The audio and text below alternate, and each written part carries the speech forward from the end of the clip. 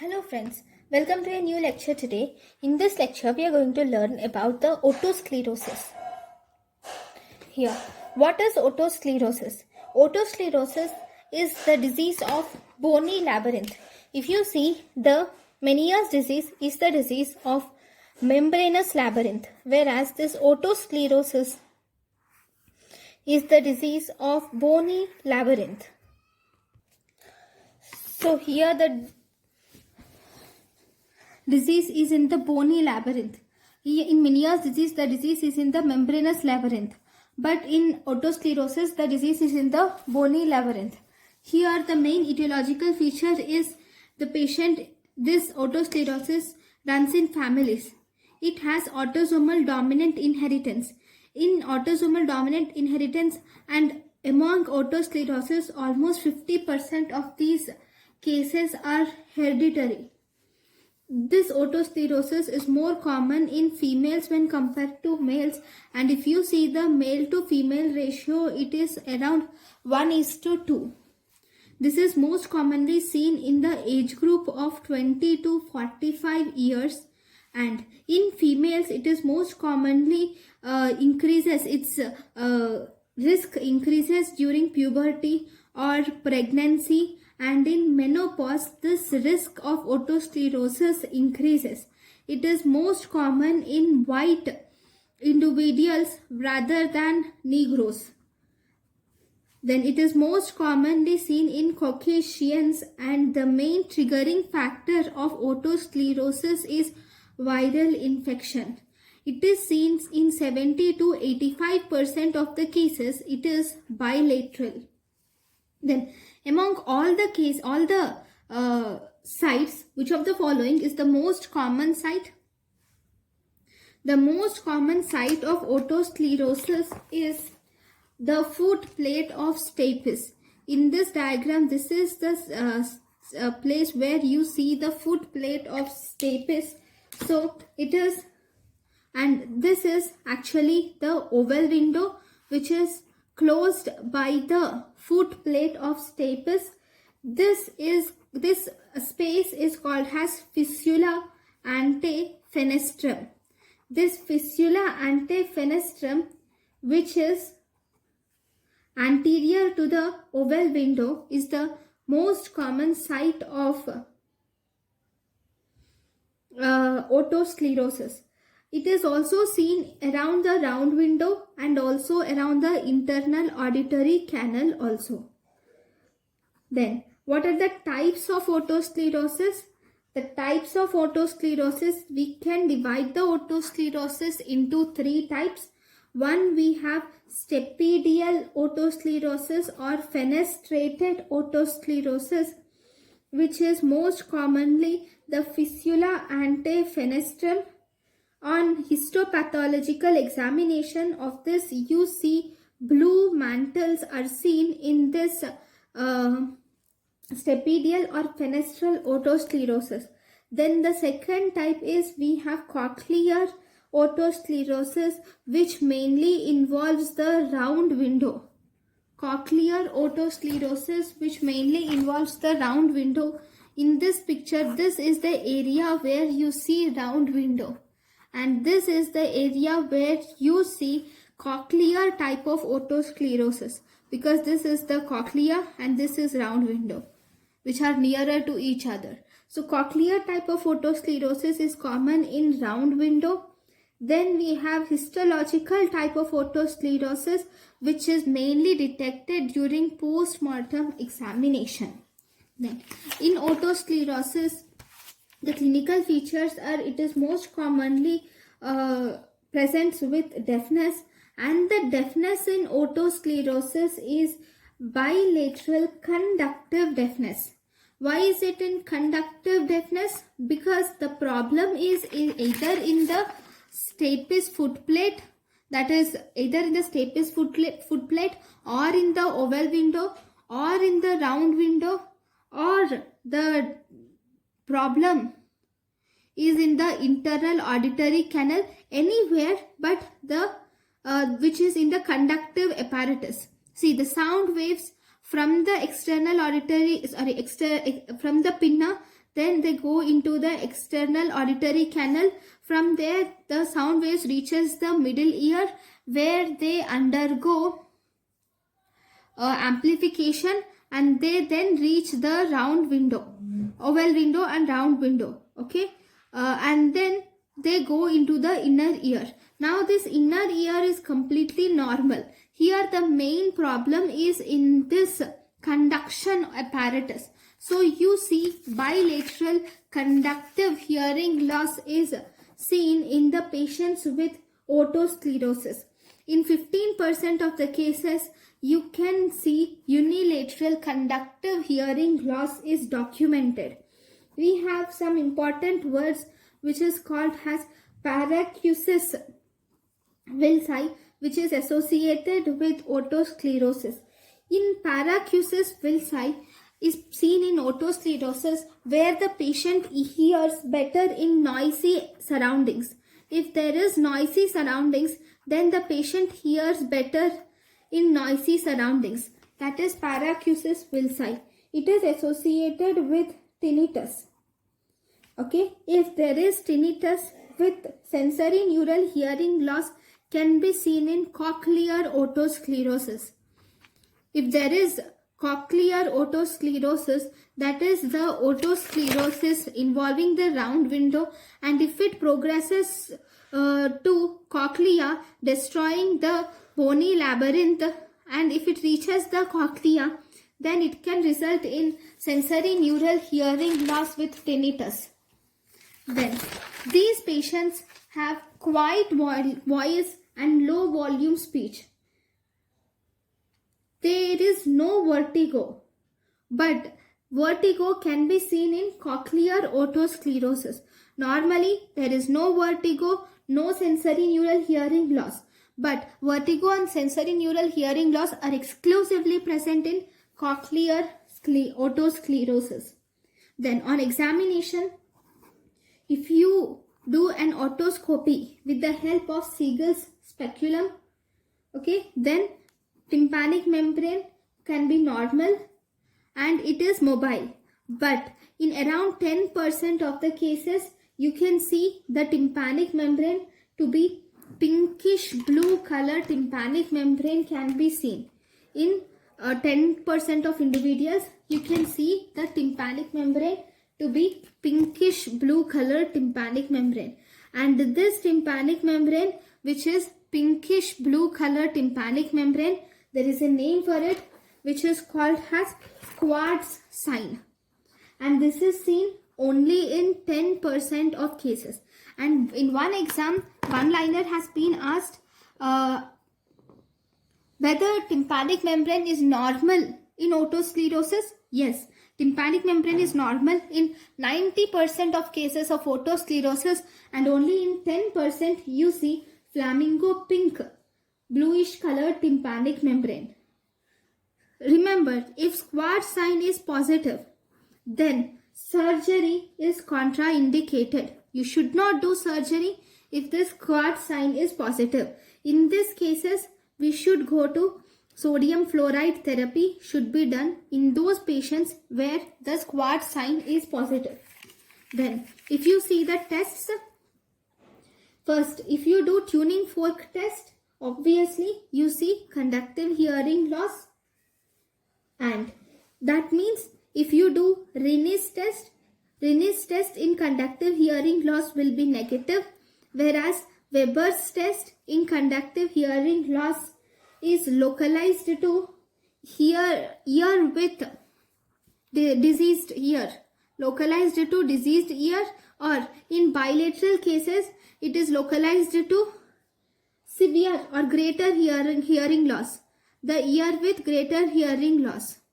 It is localized to diseased ear normally, but if there is bilateral disease, which is seen in almost 85% of cases of otosclerosis, you see by greater conductive hearing loss.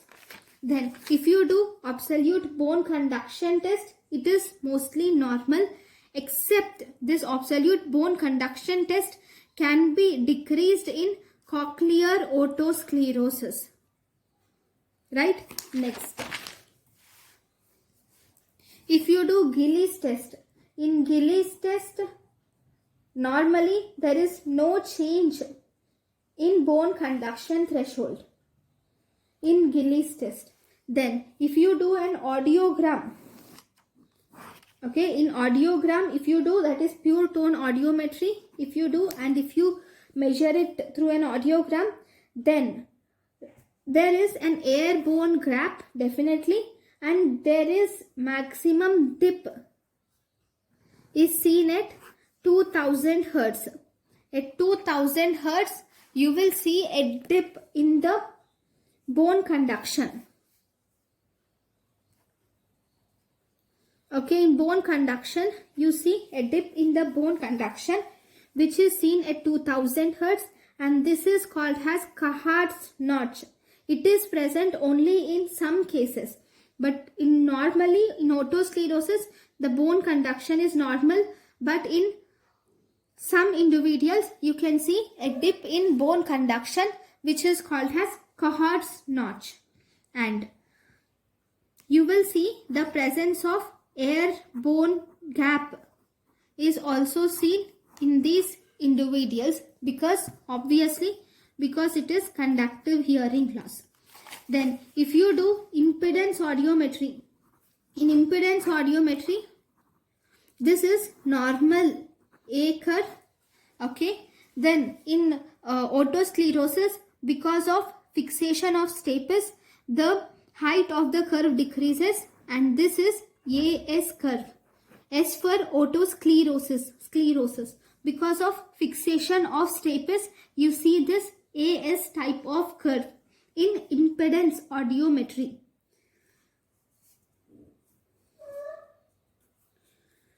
Then if you see in early stages of otosclerosis, there is something called as di or biphasic on-off pattern. That is, there is increased compliance is seen at the onset and at termination of stimulus. Once you have given the stimulus, at the beginning of the stimulus and at the end of the stimulus, you will see increased compliance. And this is called as biphasic or diphasic on and off phenomenon. And at the end stage or in later stages, you can also see the absence of stapedial reflex. At late disease, stapedial reflex is absent. These are the main features which you can see. But among all these, the best investigation is histology. Doing histology is the best and gold standard technique for otosclerosis. And we can also do high resolution CT scan can also be done for otosclerosis. Then what about the treatment? For otosclerosis, the best treatment is observation. This is actually preferred in patients with unilateral disease, and if the patient has mild conductive hearing loss, then we can ask the patient for observation. If patient is fine and if patient is not concerned with the hearing loss, then no intervention is necessary. But in this observation, you will have to do pure tone audiometry once in a year, that is annually. You should do pure tone audiometry and you should record the hearing loss of the patient. Then first we have medical therapy, followed by surgical treatment available for otosclerosis. In the medical therapy, we can give sodium fluoride in the dosage of 50 to 70 milligrams per day for 1 to 2 years. And this sodium fluoride will increase the osteoblastic bone formation. Okay, and it will decrease the bone resorption, and thus decrease the disease in the bony labyrinth. This sodium fluoride also inhibits the proteolytic enzymes because it inhibits the proteolytic enzymes which are cytotoxic to cochlea. Right? Now, the dangers or disadvantages of this sodium fluoride therapy is this can lead to fractures of long bones and spine. Why? Obviously, in sodium fluoride, if you see, this contains fluorine. This fluorine is, if this fluorine is taken in excess in our body, this can lead to skeletal fluorosis, where the most common symptom is fracture of long bones and spine. So, in order to rule out this fracture of long bone and spine, we should advise X-ray for spine and long bone on routine basis while giving this sodium fluoride therapy. Then, in which cases do you give this sodium fluoride therapy? Indications of sodium fluoride therapy are, as I have already said, if there is positive Schwartz sign, this is a contraindication of surgery. So you should give sodium fluoride therapy if there is positive Schwartz sign. If there is any new onset disease. For new onset disease, first and foremost, medical therapy is tried. Among them, sodium fluoride is also tried. Then, if there is cochlear otosclerosis, you can give this sodium fluoride because this will inhibit the proteolytic enzymes which will cause damage to cochlea and thus preserves the cochlea. So, they can be given for cochlear otosclerosis. Then, these fractures of long bones and spines are not common side effect of sodium fluoride. The most common side effect, if it is asked, they are GI disturbances. The most common side effect of sodium fluoride is GI disturbances, but they can also cause fracture of long bone and spine. Next, are there any contraindications of this sodium fluoride? Definitely, if there is any history of rheumatoid arthritis, because in rheumatoid arthritis, there is already resorption of bone, there is arthritis causing, bone defect already, it is present in chronic rheumatoid arthritis. So it is not good to give sodium fluoride and to aggravate the defect of bones. Then, if in pregnant women or lactating women, it is contraindicated, and in children, because in children, their bones are right now growing, they have growing bones, and because of that, in children, we should not give sodium fluoride because they can cause bone defects. In pregnant and lactating women, this sodium fluoride can cross the placenta or it can be present in milk affecting the newborn. So we won't give this sodium fluoride in pregnant or lactating women and children. And these are also not given in chronic nephritis. Because in nephritis, the kidney, it is a kidney disease. So in kidney disease, if the sodium fluoride actually gets excreted through kidney, here itself there is a problem in the kidney. So this can increase the sodium fluoride levels in the blood. So it is also contraindicated in chronic nephritis. Then we can also give bisphosphonates can also be tried in otosclerosis. Bisphosphonates like aldronate or etidronate can also be tried in alendronate, or etidronate can also be tried in otosclerosis. Then, if you see the surgical treatment, in the surgery, the treatment of choice now, it is stepidotomy is the treatment of choice of otosclerosis, okay, where you just remove the stapes and leave it, okay, that is stepidotomy. You give an incision in the stapes. There are this stepidotomy can be done if it is done with the help of laser, then we call it as laser stepidotomy. That is, the stapes bone is modified using a laser. Here the laser which can be used are carbon dioxide laser or argon laser or KTP laser can also be used. Next, what are the contraindications of surgery? Of this surgery, see, if there is absolute contraindication of stepidotomy or surgery for otosclerosis is if the patient has only hearing ear. Because if there is any issue or any problem, then the patient completely lands up in hearing loss. So if this is the only hearing ear, then that is contraindicated. If the patient, other relative contraindications are if the patient's otosclerosis is associated with Meniere's disease, then we would not do the surgery. The other relative contraindications are in pregnancy, young children, and in otitis externa or otitis media, tympanic membrane perforation, then inner ear malformations or exostosis. That means if there is any issue in the middle ear or tympanic membrane, then this is a relative contraindication of surgery. And if based on the occupation, it is not preferred in athletes or divers or air travelers, because in divers and air travelers, the maintenance of pressure, the vestibular pressure is very important, right? So in them also this otosclerosis is contraindicated.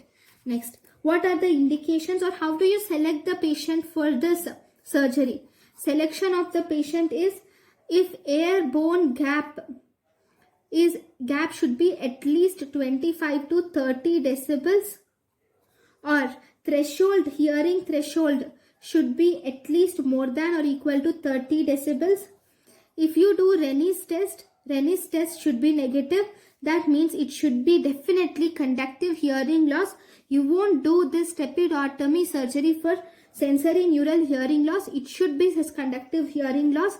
Speech discrimination score should be more than at least 60%, or if the patient should have profound hearing loss.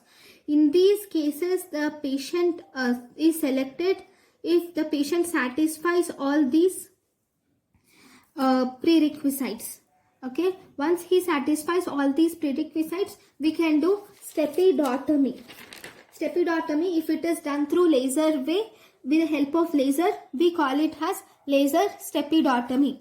This is about otosclerosis. Thank you guys for watching my lecture. Thank you.